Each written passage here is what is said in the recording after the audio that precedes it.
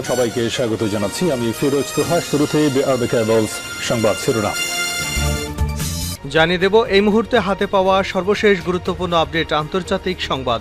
Iran Israel ফিলিস্তিনি ত্রিমুখী যুদ্ধ চলছে। শুরুতেই জানাবো ভয়ঙ্কর সংবাদ। গাজায় ইসরায়েলি আগ্রাসন এবং গণহত্যার আসল কাহিনী ফাঁস। অধিকৃত গাজায় সম্প্রতি ইসরায়েলি হামলায় ৫ ফিলিস্তিনি সাংবাদিক সহ ৪৫ জন নিহত হয়েছেন। এতে গাজায় নিহতের সংখ্যা ৩৮,১০০ ছাড়িয়ে গেছে। বিপরীতে হামাসের কাসাম ব্রিগেডের হামলায় ১০ ইসরায়েলি সেনা নিহত হয়েছে। এবারে জানাবো ফিলিস্তিনিদের গ্যাস সম্পদ দখলের ইসরায়েলের ষড়যন্ত্র। ইহুদিবাদী ইসরায়েল গাজার পানি এবং জ্বালানি সম্পদ দখলের জন্য সেখানে আগ্রাসন চালিয়ে যাচ্ছে বলে একটি মার্কিন দৈনিকে খবর এসেছে। জানাবো লেবাননে ঝাঁকে ঝাঁকে সামরিক বিমান পাঠাচ্ছে ব্রিটেন। যুদ্ধের মুখে দাঁড়িয়ে ইসরায়েল ও লেবানন। ঠিক এমন সময় লেবাননের রাজধানী বৈরুতে এক ঝাঁক যুদ্ধবিমান পাঠিয়েছে ব্রিটেন। যুক্তরাজ্যের সামরিক এবং গোয়েন্দা সংস্থার কর্মকাণ্ডের উপর নজর রাখা ওয়েবসাইট ডিক্লাসিফাইড ইউকে এক প্রতিবেদনে এমনটা জানিয়েছে। এদিকে ইসরায়েলের মন্ত্রীদের বাড়ির সামনে র্যালি চাপে নেতানিয়াহু। গত বছর ৮ই অক্টোবর থেকে শুরু হওয়া গাজা যুদ্ধে ৯ মাস পূর্ণ হল। যুদ্ধবিরতির একাধিক প্রস্তাবে সায় দিচ্ছে নেতানিয়াহু সরকার। নানা অজুহাতে থেমে যাচ্ছে যুদ্ধবিরতির চুক্তি। অন্যদিকে আন্তর্জাতিক নিষেধাজ্ঞা অমান্য করে গাজায় চলছে ইসরায়েলি তাণ্ডব। ফলে একাধিক চেষ্টার পরও হামাসের সঙ্গে জিম্মি চুক্তি নিয়ে চূড়ান্ত কোনো সুরাহা হচ্ছে না। এর মধ্যে নেতানিয়াহু সরকারকে চাপ দেওয়ার প্রচেষ্টায় ইসরায়েলে বিক্ষোভ শুরু করেছে দেশটির জনগণ। সেখানে বেঞ্জামিন নেতানিয়াহুর বাড়ির সামনে হাজার হাজার বিক্ষোভকারীরা অংশ নিয়ে নেতানিয়াহুর পদত্যাগের দাবিতে বিভিন্ন রকম স্লোগান দিয়ে যাচ্ছেন। বিক্ষোভকারীদের অবরোধের জেরে অচল হয়ে পড়েছে তেল আবিব। এবং সর্বশেষ জানাবো ইসরায়েলের জবাবের অপেক্ষায় হামাস। গাজা একটি যুদ্ধবিরতি বিষয়ক প্রস্তাবে ইসরায়েলের জবাবের দিকে তাকিয়ে আছে ফিলিস্তিনি সশস্ত্র গোষ্ঠী হামাস। সোমবার হামাসের ২ কর্মকর্তা এ তথ্য জানিয়েছে। এতক্ষণ শিরোনাম শুনছিলেন, এবার বিস্তারিত। প্রিয় দর্শক, আপনি যদি এই চ্যানেলে নতুন হয়ে থাকেন, ভিডিওটি দেখতে দেখতে চ্যানেলটি সাবস্ক্রাইব করে আমাদের সঙ্গে থাকুন। আর এই ভিডিও সম্পর্কে আপনি আপনার মূল্যবান মতামতটি কমেন্ট বক্সে জানিয়ে দিন। আর হ্যাঁ প্রিয় দর্শক, জানিয়ে দিন ভিডিওটি কোথা থেকে দেখছেন। গাজায় ইসরায়েলি আগ্রাসন ও গণহত্যার আসল কাহিনী ফাঁস। অধিকৃত গাজায় সম্প্রতি ইসরায়েলি হামলায় ৫ ফিলিস্তিনি সাংবাদিক সহ ৪৫ জন নিহত হয়েছেন। এতে গাজায় নিহতের সংখ্যা ৩৮,১০০ ছাড়িয়ে গেছে। বিপরীতে হামাসের কাসাম ব্রিগেডের হামলায় ১০ ইসরায়েলি সেনা নিহত হয়েছে। গাজার স্বাস্থ্য মন্ত্রণালয়ের হিসেব অনুযায়ী গত ৮ই অক্টোবর থেকে এ পর্যন্ত ২৭৪ দিনে ইসরায়েলি আগ্রাসনে ৩৮,১৫৩ জন ফিলিস্তিনি নিহত এবং ৮৭,৮২৮ জন আহত হয়েছেন। এছাড়া গাজায় ইসরায়েলি আগ্রাসনে নিখোঁজ ব্যক্তিদের সংখ্যা ১০,০০০-এরও বেশি। ইউরো মেডিটেরিয়ান হিউম্যান রাইটস ওয়াচের মতে ১০,০০০-এরও বেশি ফিলিস্তিনি ইসরায়েলি বোমা বর্ষণে ধ্বংস হওয়া বাড়ি এবং ভবনগুলো ধ্বংসস্তূপের নিচে চাপা পড়ে গেছে। এক প্রতিবেদনে বলা হয়েছে, লাশগুলো তোলার জন্য প্রয়োজনীয় যন্ত্রপাতি নেই। দখলদার ইসরায়েলি সেনারা গাজায় ভারী সরঞ্জাম এবং যন্ত্রপাতি প্রবেশ করতে দিচ্ছে না। বহু সংখ্যক ফিলিস্তিনি এমন সব কবরে দাফন করা আছে যেসব কবরের কোনো চিহ্ন নেই। এদিকে গাজায় ইসরায়েলি আগ্রাসনে নিহত সাংবাদিকদের সংখ্যা বেড়ে ১৫৮ জনে দাঁড়িয়েছে। শনিবার গাজায় নুসেরাত এলাকায় একটি বাড়িতে ইসরায়েলি বোমা বর্ষণে ফিলিস্তিনি সাংবাদিক আমজাদ এবং তার স্ত্রী ওয়াফা আবু দাবান সহ ১০ জন ফিলিস্তিনি প্রাণ হারিয়েছেন। রোববার গাজার বিভিন্ন এলাকায় সামরিক অভিযান চালিয়ে আরও ১৬ জন ফিলিস্তিনিকে হত্যা করেছে ইসরায়েলি বাহিনী। বিপরীতে শুক্রবার হামাসের ইজ্জাদ্দিন কাসাম ব্রিগেডের এক হামলায় ১০ ইসরায়েলি সেনা নিহত হয়েছে। সুজাইয়া এলাকায় হামাসের ওই অভিযানে ইসরায়েলের একটি মিরকাবা ট্যাঙ্কও ধ্বংস করা হয়েছে। অন্যদিকে গাজা এবং লেবাননের ইসরায়েলি হামলার জবাবে লেবাননের সশস্ত্র গোষ্ঠী হিজবুল্লাহর কিরিয়াত শামুনাহর ইসরায়েলি কমান্ডো সেন্টার লক্ষ্য করে বিপুল সংখ্যক কাতিউষা রকেট নিক্ষেপ করেছে। শালুশি এলাকায় ইসরায়েলি সেনাদের একটি সামরিক ভবন ও হিজবুল্লাহ রকেট হামলার শিকার হয়েছে। এমন পরিস্থিতির মধ্যে যুদ্ধবিরতি এবং বন্দি বিনিময় সংক্রান্ত নতুন প্রস্তাবে রাজি হয়েছে হামাস।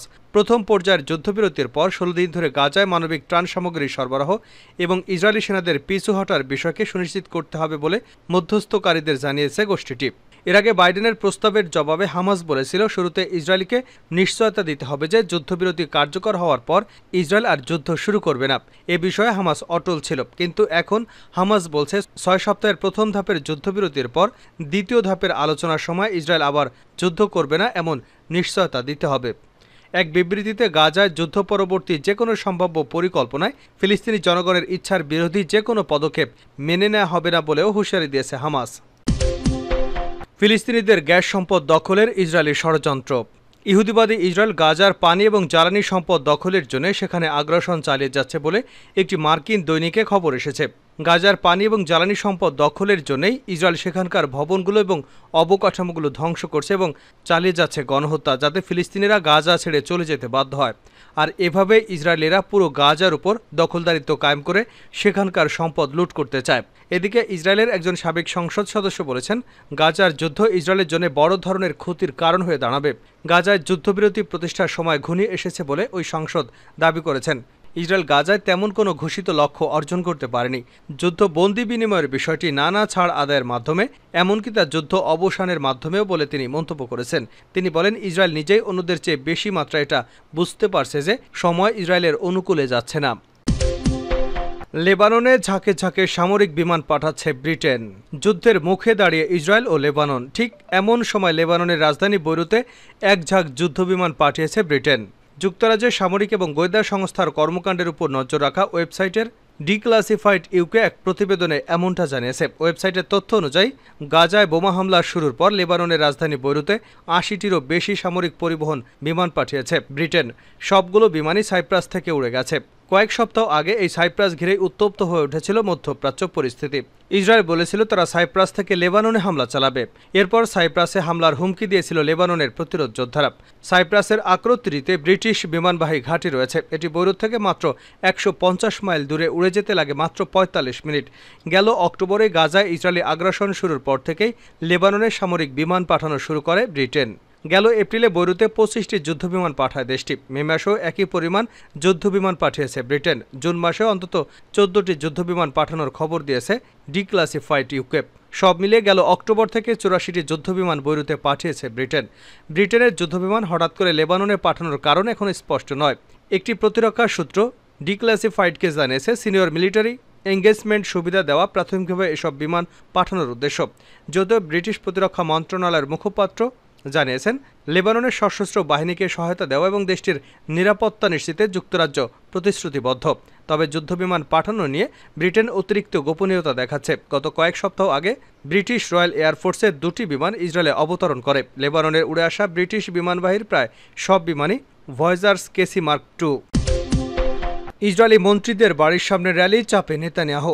গত বছর ৮ই অক্টোবর থেকে শুরু হওয়া গাজা যুদ্ধের ৯ মাস পূর্ণ হল। যুদ্ধবিরতির একাধিক প্রস্তাবেও সায় দিচ্ছে না নেতানিয়াহু সরকার। নানা অজুহাতে থেমে যাচ্ছে যুদ্ধবিরতি চুক্তি। অন্যদিকে আন্তর্জাতিক নিষেধাজ্ঞা অমান্য করেই গাজায় চলছে ইসরায়েলের তাণ্ডব। ফলে একাধিক চেষ্টার পরও হামাসের সঙ্গে জিম্মি চুক্তি নিয়ে চূড়ান্ত কোনো সুরাহা হচ্ছে না। এরই মধ্যে নেতানিয়াহু সরকারকে চাপ দেওয়ার প্রচেষ্টায় ইসরায়েলে বিক্ষোভ করছেন দেশটির জনগণ। রোববার সকালে এই বিক্ষোভ শুরু হয়।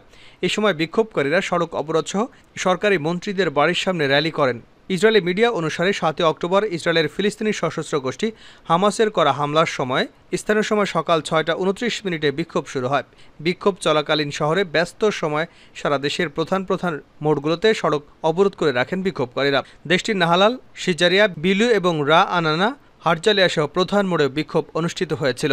এরপর তেলাবিব, জেরুজালেম সহ মহাসড়কে কিছুক্ষণের জন্য টায়ারে আগুন ধরিয়ে দেন বিক্ষোভকারীরা। পুলিশ পৌঁছলে পরে সেখান থেকে সরে যান তারা। কর্মকর্তারা জানিয়েছে, ৯ মাস যুদ্ধের পর সাম্প্রতিক দিনগুলোতে গাজায় ইসরায়েল এবং হামাসের মধ্যকার একটি চুক্তির প্রচেষ্টা গতি পেয়েছে। তবে উভয় পক্ষের মধ্যে আরও কিছু বিষয় অমীমাংসিত রয়ে গেছে। মাইক ও ব্যানার হাতে ছোট ছোট দলগুলো বেশ কয়েকজন মন্ত্রী এবং জোটের আইন প্রণেতাদের বাড়ির বাইরে বিক্ষোভ করেন। প্রতিরক্ষা মন্ত্রী ইয়োব গ্যালন, পররাষ্ট্রমন্ত্রী ইসরায়েল কাটস, নেসেট স্পিকার আমির ওহানা, অর্থমন্ত্রী নির বারাকাত, পরিবহন মন্ত্রী মিরি রেগেভ, কৃষিমন্ত্রী অভি ডিক্রাট সহ বেশ কয়েকজন আইন প্রণেতা এবং মন্ত্রীর বাড়ির বাইরে সমাবেশ করেন বিক্ষোভকারীরা। ইসরায়েলের জবাবের অপেক্ষায় হামাস। গাজায় একটি যুদ্ধবিরতি বিষয়ক প্রস্তাবে ইসরায়েলের জবাবের দিকে তাকিয়ে আছে ফিলিস্তিনি সশস্ত্র গোষ্ঠী হামাস। রোববার হামাসের ২ কর্মকর্তা এ তথ্য জানিয়েছেন। মার্কিন প্রস্তাবিত এই চুক্তির শর্তগুলোতে সম্মতি জানানোর ৫ দিন পর এমন মন্তব্য করল হামাস। খবর রয়টার্সের। নাম প্রকাশ না করার শর্তে হামাসের ২ কর্মকর্তা গণমাধ্যমকে জানিয়েছেন, আমরা মধ্যস্থতাকারীদের কাছে আমাদের জবাব জানিয়েছি। এখন আমরা দখলদারদের জবাবের অপেক্ষায় আছি। মে মাসের শেষের দিকে ৩ পর্যায়ের এই যুদ্ধবিরতির প্রস্তাবটি দেন মার্কিন প্রেসিডেন্ট জো বাইডেন। এতে মধ্যস্থতা করেছে কাতার ও মিশর। গাজায় যুদ্ধ বন্ধ এবং অবশিষ্ট ১২০ ইসরায়েলি জিম্মিকে মুক্ত করবার লক্ষ্যে এই প্রস্তাব দেওয়া হয়।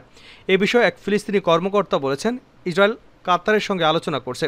নাম প্রকাশ না করার শর্তে তিনি বলেন, ইসরায়েলি প্রতিনিধিরা হামাসের প্রতিক্রিয়া নিয়ে কাতারি প্রতিনিধিদের সঙ্গে আলোচনা করেছেন এবং কয়েকদিনের মধ্যেই তাদের জবাব দেওয়ার প্রতিশ্রুতি দিয়েছেন।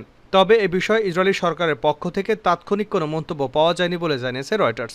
নাম প্রকাশ না করার শর্তে শনিবার হামাসের একটি সূত্র জানিয়েছে, গাজা নিয়ন্ত্রণকারী হামাস দাবি করেছে কোনো চুক্তিতে স্বাক্ষর করার আগে ইসরায়েলকে গাজা একটি স্থায়ী যুদ্ধবিরতির প্রতিশ্রুতি দিতে হবে। এর পরিবর্তে চুক্তির অধীনে প্রথম ধাপের 6 সপ্তাহের মধ্যে এই শর্ত বাস্তবায়নের আলোচনার জন্য আগ্রাসী হামাস। এই শান্তি প্রচেষ্টার বিষয়ে অবগত এক ফিলিস্তিনি কর্মকর্তা জানিয়েছেন, ইসরায়েল প্রস্তাবটি গ্রহণ করলে গাজা যুদ্ধ বন্ধ হবে। আগামী সপ্তাহে এ বিষয়ে আলোচনা করতে কাতার যাবেন ইউএস সেন্ট্রাল ইন্টেলিজেন্স এজেন্সির ডিরেক্টরেট উইলিয়াম বার্নস। বিষয়টি সম্পর্কে অবগত একটি সূত্র এ তথ্য জানিয়েছে। গাজার স্বাস্থ্য মন্ত্রণালয় বলছে, 7 অক্টোবর দক্ষিণ ইসরায়েলে হামাসের হামলার প্রতিক্রিয়া শুরু করায় পাল্টা হামলায় এখন পর্যন্ত 38,000-এরও বেশি ফিলিস্তিনি নিহত হয়েছেন। ইসরায়েলি কর্তৃপক্ষের মতে হামাসের ওই দিনের হামলায় 1,200 ফিলিস্তিনি নিহত হন। এ সময় আরও প্রায় 250 জনকে জিম্মি করে গাজায় নিয়ে যায় সশস্ত্র যোদ্ধারা।